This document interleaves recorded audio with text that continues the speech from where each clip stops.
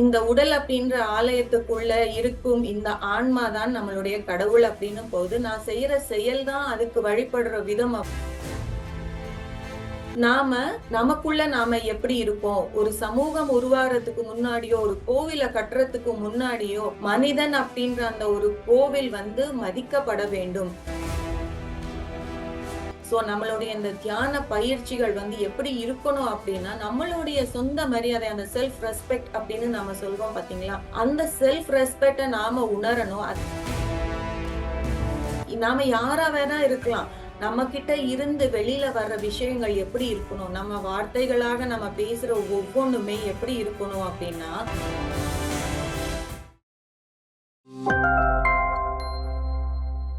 ஆத்ம நண்பர்கள் அனைவருக்கும் இனிய காலை வணக்கம்.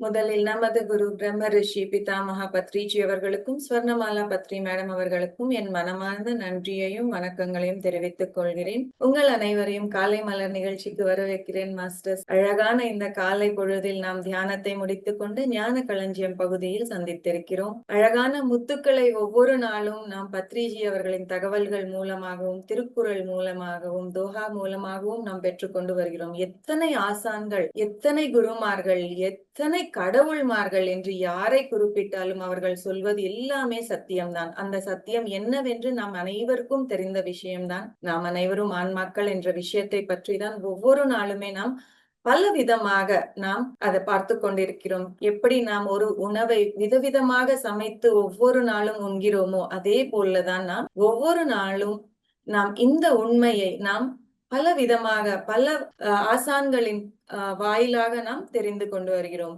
முதலில் நாம் இன்றைக்கு பத்ரிஜி அவர்களின் தகவலை பார்க்க இருக்கிறோம்.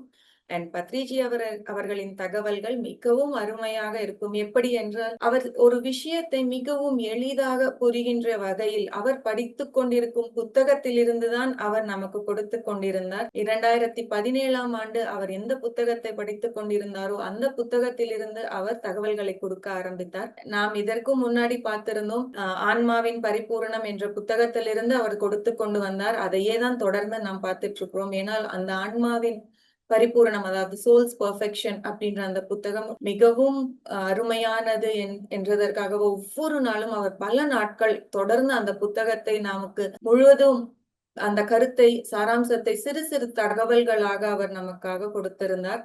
அதைத்தான் இன்றைக்கும் நாம் பார்க்க இருக்கிறோம் மாஸ்டர்ஸ். இந்த தகவலை சார் நமக்கு சென்னை ஏர்போர்ட்டில் இருந்து 7th January 2017 எழுதியிருக்காங்க. ஆன்மாவின் பரிபூரணம் அப்படின்ற புத்தகத்திலிருந்து சில்வியா பிரவுன் மேம் எழுதிய புத்தகம் இது. ஒரு குழு மனிதர்கள் அனைவரின் நலனுக்காக ஒரு இலக்கு அல்லது நோக்கத்தை மனதில் வைத்திருக்கும் போது சாதாரணமான யோசனைகளை தாண்டி மீளும் ஒரு நம்பிக்கை இருக்கும்போது அதுவே சினர்ஜி, அதாவது ஒன்றிணைந்த சக்தி என்று ஆகிறது. உங்கள் உடல் ஒரு புனித கோயில்.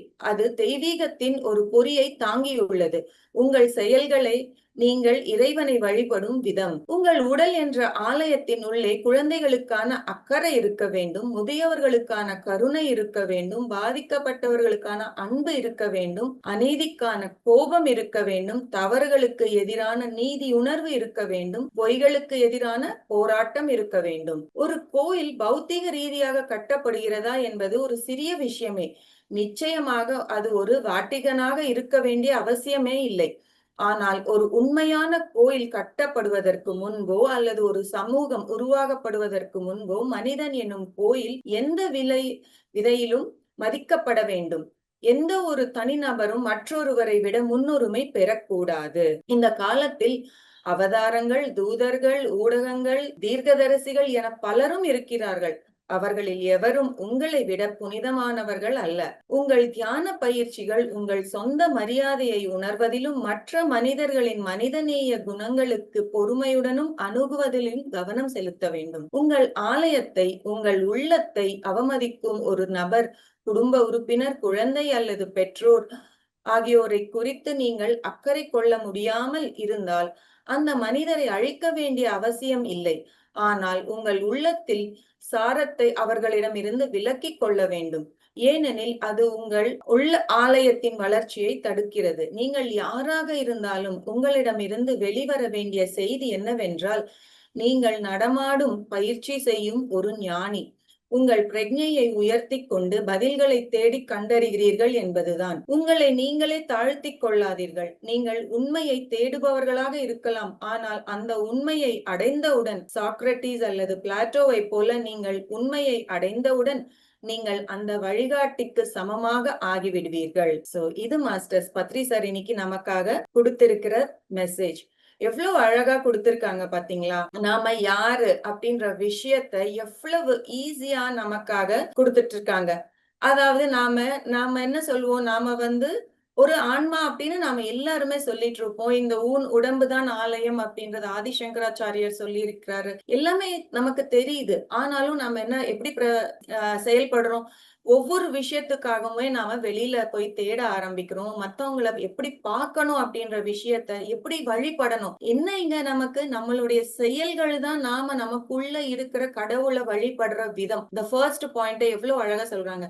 அப்ப நாம என்ன செயல் செஞ்சுட்டு இருக்கோம், நாம எப்படி மத்தவங்க கிட்ட பேசிட்டு இருக்கோம், ஒவ்வொருத்தரோட நாம எப்படி பேசணும். அதாவது இந்த உடல் அப்படின்ற ஆலயத்துக்குள்ள இருக்கும் இந்த ஆன்மா தான் நம்மளுடைய கடவுள் அப்படின்னும் போது நான் செய்யற செயல் தான் அதுக்கு வழிபடுற விதம் அப்படின்னா, கோவிலுக்கு போய் வெளிப்படையா நாம மந்திரங்கள் சொல்லலாம், இல்ல நம்மளுடைய வழிபடுற முறையில நாம நன்றிய தெரிவிக்கலாம், நாம பல விதங்கள் செய்யலாம். ஆனா ஒரு நாள் முழுவதும் நாம செய்யும் செயல்கள், நான் ஒரு குழந்தைகிட்ட எப்படி பேசிட்டு இருக்கேன், மூத்தவங்க கிட்ட அதாவது முதியோர்கள் கிட்ட நான் எப்படி நடந்துட்டு இருக்கேன், அந்த அக்கறை இருக்கா, கருணை இருக்கா, இல்லைன்னா பாதிக்கப்பட்டவங்க கிட்ட நான் அன்பு இருக்கா, நான் எப்படி ஒரு அநீதி நடக்கிற போது நான் அதுக்கு தலை வணங்குறேன்னா, அதுக்கு எதிர்த்து குரல் கொடுக்கிறேனா, இல்ல அவங்க பொய் சொல்றாங்கன்னா நான் எப்படி செயல்படுறேன், இது எல்லாமே தான் நான் வழிபடுற விதம். நாம வழிபடுற விதம் யாருக்கு?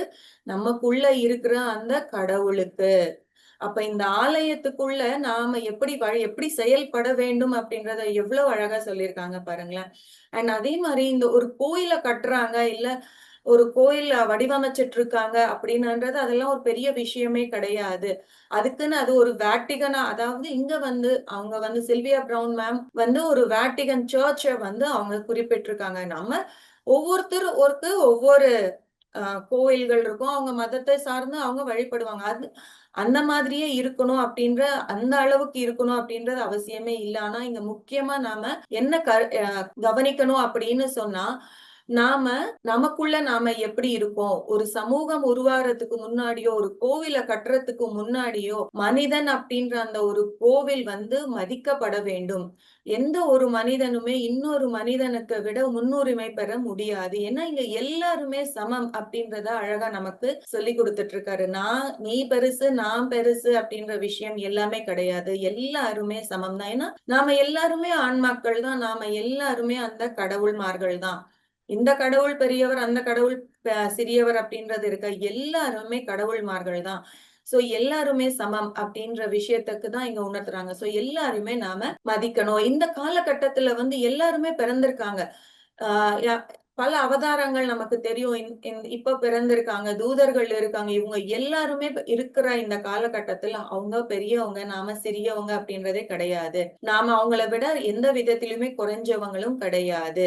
சோ நம்மளுடைய இந்த தியான பயிற்சிகள் எப்படி இருக்கணும் அப்படின்னா, நம்மளுடைய சொந்த மரியாதை, அந்த செல்ஃப் ரெஸ்பெக்ட் அப்படின்னு நாம சொல்றோம் பாத்தீங்களா, அந்த செல்ஃப் ரெஸ்பெக்ட நாம உணரணும். அதே சமயத்துல மற்றவங்களுடைய அந்த மனிதநேய குணங்களையும் நாம பொறுமையோடையும் அத அணுகணும் அப்படின்றது, அதுலயும் நம்ம கவனம் செலுத்தணும். என்னுடைய செல்ஃப் ரெஸ்பெக்ட் தான் அப்படின்றத மட்டும் பார்க்காம, அந்த சுயமரியாதை மட்டும் தான் கவனிக்காம, நம்ம மத்தவங்களுடைய அந்த குணங்களை கூட நாம பார்க்கணும். அவங்களோட அந்த மனிதநேய குணங்கள், அதுலயும் ஒரு கிளாரிட்டி பாருங்க. ஏதோ குணங்கள் கிடையாது. கோபம், பொறாமை இந்த குணங்கள கிடையாது. அதெல்லாமே இது நாம பார்க்க வேண்டியது மனிதநேய குணங்கள். அதாவது அன்பு, கருணை, பாசம், நேசம், இந்த மாதிரி மனிதநேய குணங்கள் மேலயும் நாம கவனம் செலுத்தணும். அதே சமயத்துல நம்மள ஒருத்தவங்க அவமதிக்கிறாங்க, நம்மள குறைவா பேசுறாங்கன்னா நாம அவங்க கூடயே ஒட்டி இருக்கணும் அப்படின்றது கூட கிடையாது. அது கூட கிளாரிட்டி கொடுத்துட்டாங்க. அவங்க பேசிட்டே இருந்தா நம்ம பொறுத்துக்கணுமா அப்படின்ற ஒரு கேள்வி நமக்குள்ள எழுது இல்லையா? அதுக்கு அவசியம் கிடையாது. அதுக்குன்னு அவங்கள டோட்டலா ஒதுக்கிடணும். அவங்கள அக்கறை கொள்ளாம இருக்கணும் அப்படின்றது கிடையாது. நீங்க உங்களுடைய உள்ளத்த மாத்திக்கோங்க. கொஞ்சம் விலக்கி வச்சுக்கோங்க. எப்படிப்பட்ட அவங்க நம்மள குறை சொல்றாங்களே அப்படின்ற அந்த உள்ளத்துல இருக்கிற நம்மளுடைய அந்த குணத்த நாம கொஞ்சம் மாத்தி வச்சுக்கோங்க. ஏன் அப்படின்னா, அது நம்மளுடைய வளர்ச்சியை பாதிக்கும். எந்த வளர்ச்சி? நம்மளுடைய அந்த ஆன்மாவுடைய வளர்ச்சி, நம்மளுடைய அந்த கோயிலுடைய வளர்ச்சிய அது பாதிக்கும் அப்படின்றதுக்காக அந்த இடத்துல நாம மாத்தி வச்சுக்கணும் அப்படின்னு அழகா நமக்கு சொல்லியிருக்காங்க. நாம நாம யாரா வேணா இருக்கலாம். நம்ம கிட்ட இருந்து வெளியில வர்ற விஷயங்கள் எப்படி இருக்கணும்? நம்ம வார்த்தைகளாக நம்ம பேசுற ஒவ்வொன்னுமே எப்படி இருக்கணும் அப்படின்னா, நாம நடமாடிட்டு இருக்கோம்.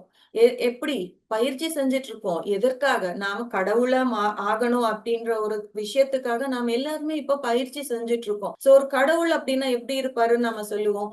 அவருக்கு ரொம்ப பொறுமை இருக்கும்ப்பா. நம்ம என்ன தவறு பண்ணாலும் அங்க போன உடனே அவர்கிட்ட, "ஐயோ! என்ன மன்னிச்சிருப்பா" அப்படின்னு சொன்னா அவரு மன்னிச்சிரணும். அவரு மன்னிச்சுட்டாருன்னா அவர கடவுள் அப்படின்னு சொல்லணும். மன்னிக்கலன்னா அதுக்கு வேற ஒரு பேர சொல்லிட்டு, பயத்துல சொல்லிட்டு ஒண்ணு மாத்திருவோம். இல்லன்னா நாம வேற ஏதாவது பண்ணுவோம். ஆனா, அந்த கடவுள் எப்படி இருக்காரு? அவர் நம்மள மன்னிச்சுட்டு தானே இருக்காரு. நம்ம அவர மன்னிக்கிறாரா இல்லையான்னு தெரியாது. நம்ம வீட்ல இருக்கிற பெரியவங்கள எடுத்துக்கோங்களேன். நம்ம ஏதாவது தவறு செஞ்சுட்டோம் அப்படின்னு சொன்ன உடனே நாம போய் இல்ல எனக்கு தெரியாம நான் அந்த தவற செஞ்சுட்டேன். என்ன மன்னிச்சுருங்க அப்படின்னு நாம அவங்க கிட்ட போய் சொல்லும்பொழுது, ஃபர்ஸ்ட் அவங்க கோவப்படுவாங்க. ஆனா உடனே, "சரிப்பா பரவாயில்ல. நான் புரிஞ்சுகிட்டேன். உன்னுடைய நிலைய புரிஞ்சுகிட்டேன். நான் மன்னிச்சுட்டேன் உங்கள." அப்படின்னு சொல்லும்போது நமக்கு எவ்வளோ ஒரு சந்தோஷமா இருக்கும். அப்ப அவங்க யாரு? ஒரு ஞானிக்கு சமம். ஞானிகள் தான் வந்து அந்த மாதிரி செயல்படுவாங்க. சோ அந்த ஞானி தன்மையில நாம வளர்ந்துட்டு இருக்கோம். அப்ப நம்மளுடைய பிரக்ஞைய நாம உயர்த்திக்கிட்டு இருக்கோம். பதில்கள தேடிட்டு இருக்கோம். சோ நாம வந்து யாருக்குமே குறைஞ்சவங்க கிடையாது. அந்த மாதிரி அந்த பாதையில நாம போயிட்டு இருக்கோம். சோ ஒன்ஸ் நாம அந்த நிலைக்கு வந்துட்டோம்னா, இப்ப சாக்ரட்டிஸ் ஆகட்டும், பிளாட்டோ ஆகட்டும், எப்படி அவங்க நம்மள வந்து வழி நடத்துறவங்க. அவங்க எல்லாருமே. இப்ப ஒரு ராமர் இருக்கார், ஒரு ஜீசஸ் இருக்கார், ஒரு அல்லாஹ் இருக்காங்க. இவங்க எல்லாருமே என்ன பண்றாங்க? நமக்கு வந்து வழி நடத்திட்டு இருக்காங்க நம்மள. நாம அத புரிஞ்சுகிட்டோம். அந்த நிலைக்கு நாம அடைஞ்சுட்டோம்னா, நாம அவங்களுக்கு எந்த விதத்திலயுமே குறைஞ்சவங்க கிடையாது. அப்படின்ற விஷயத்த தான் இங்க நமக்கு ரொம்ப அழகா வந்து ஒவ்வொரு நிலையிலயுமே அவங்க நமக்கு சொல்லிக் குடுத்துட்டு இருக்காங்க. அப்ப நாம என்ன பண்ணணும் மாஸ்டர்ஸ்? நாம எத கத்துக்கணும்ன்ற விஷயத்த இங்க ஒவ்வொரு நொடியிலயுமே நமக்கு சொல்லிக் குடுத்துட்டு இருக்காங்க. நாம உண்மைய தேடிக்கிட்டே இருக்கோம். ஒவ்வொரு நாளுமே நாம இங்க இந்த உண்மைய தேடிட்டு இருக்கோம். அப்ப நம்ம என்ன பண்ணணும்? நம்ம குழந்தைங்கள நம்ம பாத்துக்கணும். முதியவங்களுக்கு உதவணும். குழந்தைங்கள அன்புடன் நாம நடத்தணும். தவறுகள எதிர்க்கணும். இங்க முக்கியமான கருத்து என்ன அப்டின்னா, நாம கூட அந்த உண்மையை அதாவது இங்க உண்மைன்னா என்ன? நாம யாரு? அப்டின்றத உணர்ந்த உடனே நாம எப்படி செயல்படணும்? அப்டின்ற விஷயத்த நாம உணர்ந்த உடனேயே, நாம கூட அவங்களுடைய நிலைக்கு நாம போய் சேர்ந்துடுவோம். அப்படின்றத நாம எப்பவுமே நம்ம மனசுல வச்சுக்கணும். நாம அத மறக்கவே கூடாது ஃபிரெண்ட்ஸ். அப்ப நாம ஒவ்வொரு நாளுமே நமக்குள்ள இருக்கிற அந்த கடவுள எப்படி வழிபட்டுட்டு இருக்கோம் அப்படின்னா, நம்ம செய்யற செயல்கள் மூலமா தான். அப்ப நம்ம செய்யற செயல்கள நாம அழகா வடிவமைச்சுக்கணும். எப்பவுமே யாரையுமே குறை கூறாம, திட்டாம, நம்மள நாமளே குறை சொல்லிக்காம, நேசிச்சுக்கிட்டு எல்லாரையுமே நேசிச்சுட்டு, நம்மளையும் நாம நேசிச்சுக்கிட்டே நாம செயல்படணும் மாஸ்டர்ஸ். அப்படிதான் நம்மள நாம உயர்த்திக்க முடியும். நம்மளுடைய ஆன்மா வளர்ச்சி அப்பதான் நடக்கும். நம்மளுடைய இந்த ஆலயத்தினுடைய வளர்ச்சி அப்பதான் நடக்கணும். எவ்வளவு அழகா நமக்கு இந்த மெசேஜ்ல நமக்கு பத்ரி சார் சொல்லியிருக்காரு இல்லைங்களா மாஸ்டர். சோ இதுதான் நமக்கு பத்ரி சார் இன்றைய தகவல். நாம நாளை மறுபடியும் வேறு ஒரு தகவலோட நாம சந்திக்கலாம்.